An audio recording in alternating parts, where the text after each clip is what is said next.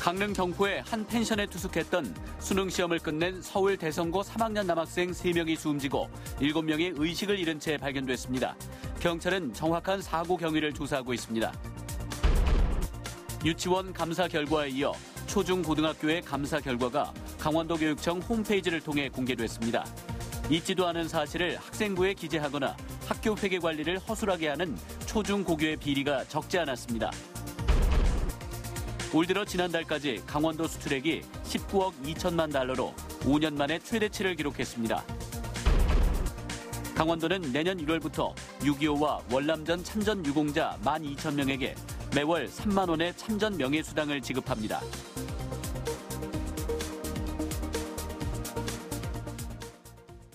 시청자 여러분 안녕하십니까?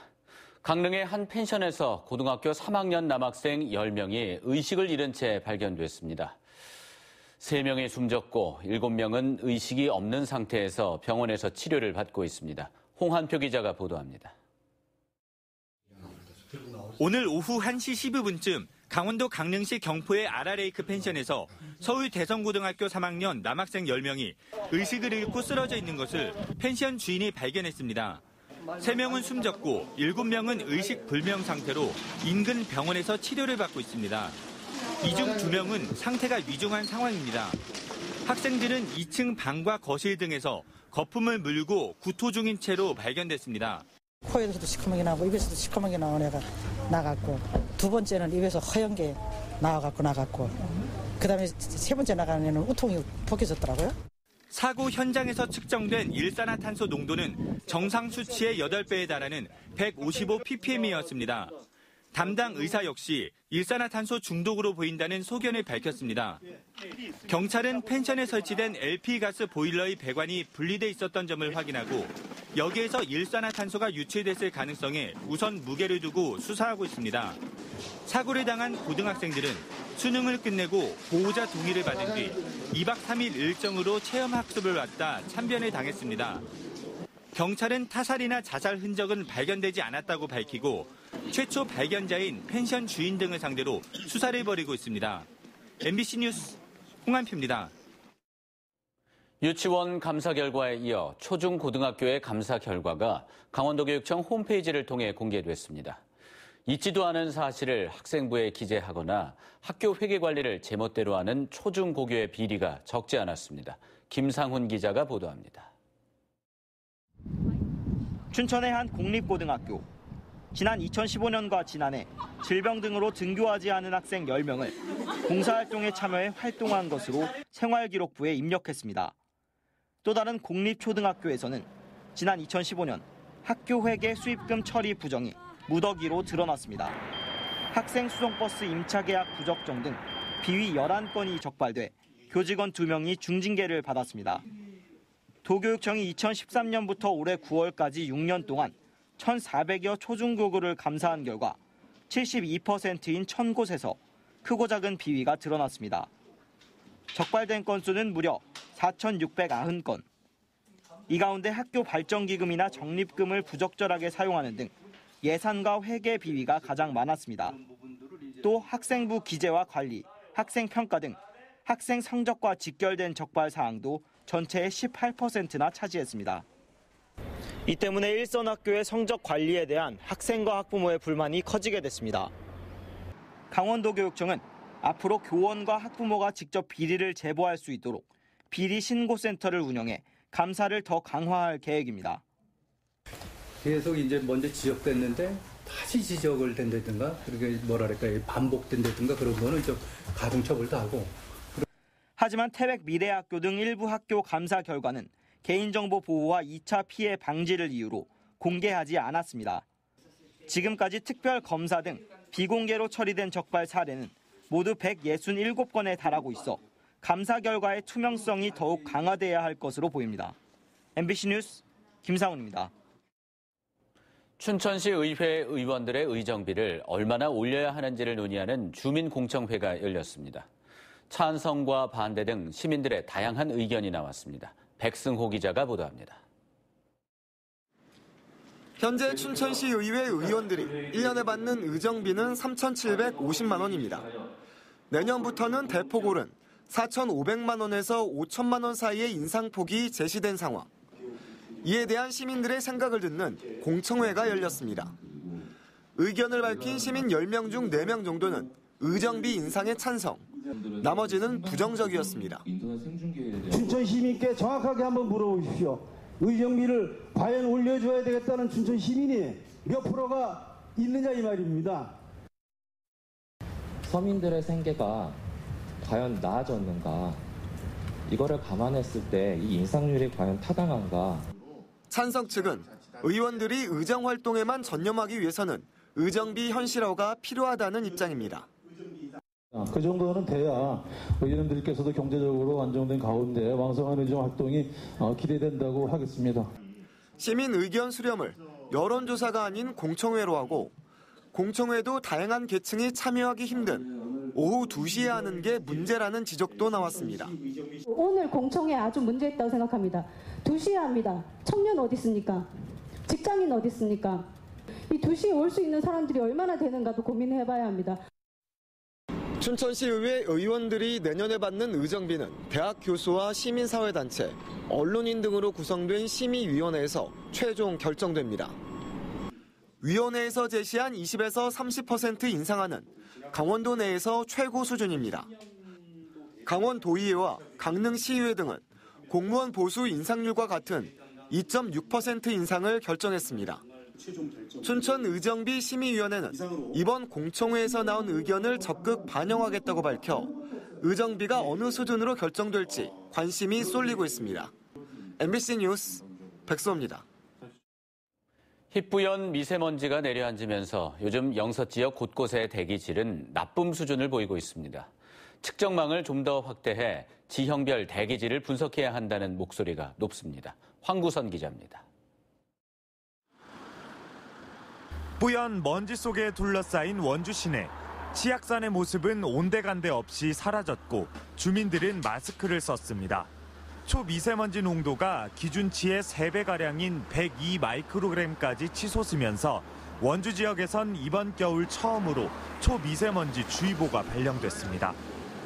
미세먼지 때문에 코도 막 헐고 목도 아파서 마스크 없이는 밖에 잘 못 나가는 상황이. 이렇게 발표된 수치들보다 미세먼지 오염도는 더 심할 수도 있습니다. 실제로 한 시민단체가 지난달 원주와 춘천, 강릉 시내 20여 곳에서 대기오염 정도를 측정해 봤더니 발표된 것보다 더 높았습니다. 평균 미세먼지의 주요 구성물질인 이산화질소 수치가 20ppb 정도로 벌어져 발표된 수치와 2배에서 많게는 4배가량 차이 납니다. 구상에 위치해 있는 그런 측정소들이 실제로 우리가 생활하고 있는 이런 생활권에 내려와서 정말 우리 피부에 밀접한 그런 측정 수치를. 현재 도내 8개 시군에 있는 대기오염 측정망 11개 중 9개는 건물 옥상 등 높은 곳에 설치돼 있습니다. 이 때문에 주민 실생활과 밀접한 정보를 알기 어렵다는 주장도 나옵니다. 대만 같은 경우에는 간이 이 측정기를 전국에 1,000개 정도를 설치해서 실시간으로 미세먼지 농도를 측정하고 있습니다. 원주 같은 경우도 미세먼지 농도가 높은 곳이기 때문에 그러한 시도들을. 내년부터는 도내 모든 시군에 대기오염 측정망이 가동될 예정인데 원주와 춘천을 빼면 지자체당 한 군데씩만 운영됩니다. 지형의 높낮이와 바람 등 특성이 다른 곳에 간이 측정소를 늘려 보다 정확한 정보를 제공해야 한다는 목소리가 높아지고 있습니다. MBC 뉴스 황구선입니다. 올 들어 11월까지 강원도 수출액이 5년 만에 최대치를 기록했습니다. 관세청과 한국무역협회 강원본부에 따르면 올해 1월부터 11월까지 강원도 수출액은 19억 2천만 달러로 지난해 같은 기간보다 3억 달러, 19%가 증가했습니다. 특히 올해 수출 실적은 지난 2013년 19억 9천만 달러를 기록한 이후 5년 만에 19억 달러를 넘는 등 가장 높은 실적입니다. 이에 따라 올해 연간 수출액 20억 달러 달성이 무난할 것으로 예상됩니다. 중앙정부 중심의 남북교류법 개정이 추진됩니다.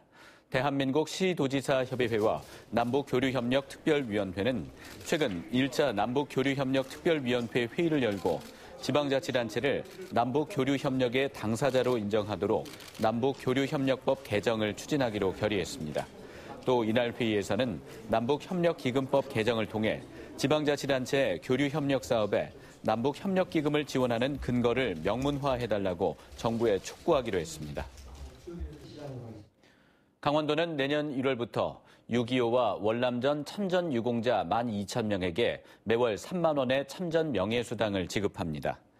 현재 각 시군에서는 월 7만 원에서 최고 17만 원, 정부에서 월 30만 원의 참전 수당을 지급하고 있습니다.